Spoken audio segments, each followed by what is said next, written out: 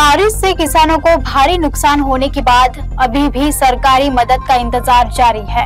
कांग्रेस नेता विजय वडेट्टीवार ने सरकार पर तंज कसते हुए कहा कि सर्वे तो हुआ, लेकिन 15-20 दिन भी जाने के बाद भी कोई प्रस्ताव सरकार तक नहीं पहुंचाया है। उन्होंने कई अहम मुद्दों पर भी अपनी बात रखी है। देखते हो और उन्होंने क्या कहा। अवकाळी पावसामुळे शेतकऱ्यांचं इतकं प्रचंड नुकसान झालंय की अद्यापही त्याचे सर्वे होऊन कुठल्याही जिल्ह्यातून मदतीसाठी जो प्रस्ताव कलेक्टरनी पाठवायला पाहिजे, एकही प्रस्ताव गव्हर्नमेंटकडे गेलेला नाही। 15-20 दिवसापासून पूर्ण सर्वे पण झालेला नाही। म्हणजे शेतकऱ्याला वाऱ्यावर सोडलं यांनी। आणि सत्तेमध्ये हे मशगूल मंडळी यांना काही देणं घेणं नाही, शेतकऱ्यांचं सामान्य माणसाचं जनतेचं काही देणं घेणं नाही, अशी परिस्थिती राज्यामध्ये निर्माण झालेली आहे आता।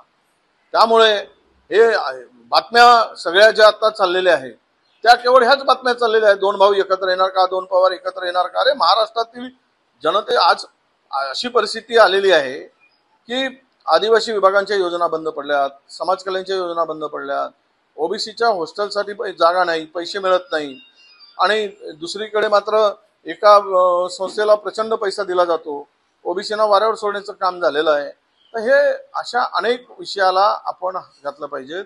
म्हणून आपल्याकडे खरं म्हणजे आज जे महाराष्ट्रामध्ये राजकीय परिस्थिती निर्माण झाली आणि त्यातून जनतेकडे जे काही दुर्लक्ष होण्याचं काम सुरू झालं आहे, यावर आपला फोकस असावा। देश हा महत्त्वाचा आहे, राष्ट्र महत्त्वाचं आहे, आणि राष्ट्राच्या संदर्भात विरोधी पक्षांनी सत्ताधाऱ्याकडे प्रश्न उपस्थित करणं, मांडणं आणि त्यांना त्याचं उत्तर मागणं हे लोकशाही परंपरेतला भाग आहे। आणि म्हणून आम्ही मागतोय की सरकारने खुलासा करावा। कारण राहुलजींनी काय बोलले की खुलासा केला पाहिजे, सांगितलं पाहिजे। आता हे आंदोलन अनेक प्रश्न घेऊन आंदोलन आहे, की केवळ एक प्रश्न घेऊन नाही, तर राहुलजींनी ज्या महाराष्ट्रातील निवडणुका संदर्भात जो काही प्रश्न उपस्थित केला आणि त्या प्रश्नामधून हे निवडणुका ज्या पारदर्शक व्हायला पाहिजे होत्या आणि त्या संदर्भात ईसीची भूमिका ही जी काही होती इलेक्शन कमिशनची, हे पारदर्शक नव्हती, ही मॅच फिक्सिंग होती। आणि अशामुळं महाराष्ट्राचा आता जो बट्ट्याबोळ होता आम्ही पाहतो आहे, हे असंविधानिक आणि अनधिकृतपणे आलेलं हे सरकार आहे, जगलरी करून आलेलं सरकार आहे। आणि अशा पद्धतीने जर पुढच्या निवडणुका होत असतील तर लोकशाही संपून जाईल। म्हणून लोकशाही वाचवा हो, हा आमचा टाहो आहे। जर फेअर निवडणुका होत नसणार तर या देशातील डेमोक्रेसी शिल्लक राहणार नाही, या देशातील लोकशाही शिल्लक राहणार नाही।